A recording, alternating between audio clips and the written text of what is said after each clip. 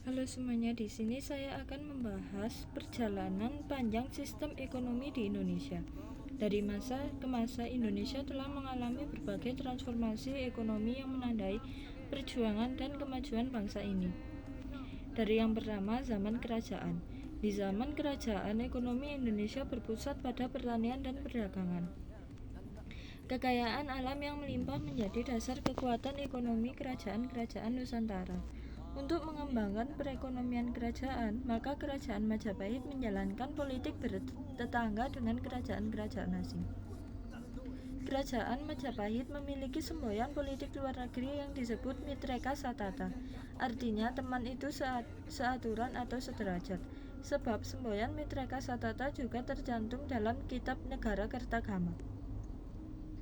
Yang kedua, masa kolonial. Masa kolonial ditandai dengan eksploitasi sumber daya alam oleh penjajah. Indonesia menjadi sumber kekayaan bagi negara-negara Eropa melalui perdagangan rempah-rempah dan hasil bumi lainnya.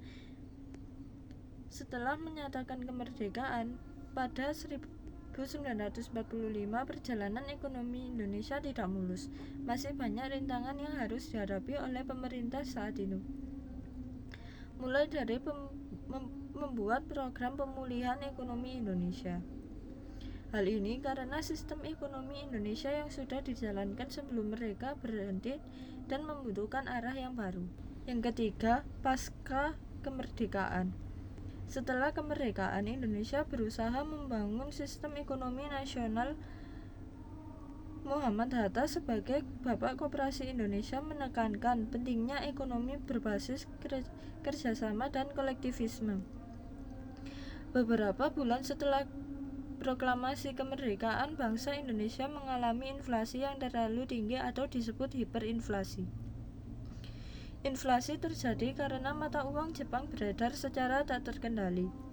Pada saat itu, pemerintah tidak dapat menyatakan mata uang Jepang tidak berlaku karena belum memiliki mata uang sendiri. Sebagai penggantinya, kas negara pun kosong, pajak dan bea masuk sangat kecil. Untuk penanggulangan inflasi tersebut, pemerintah Indonesia melakukan beberapa hal, diantaranya 1. Melakukan pinjaman nasional. Pinjaman nasional adalah salah satu kebijakan yang dicetuskan Menteri Keuangan Insinyur Surahman dengan persetujuan BPKNIP. Hal ini didukung dengan adanya bank tabungan pos yang dibentuk pemerintah yang berguna untuk menyalurkan pinjaman. 2. Mata uang ori. Meski sudah merdeka, ternyata Indonesia belum memiliki mata uang sendiri.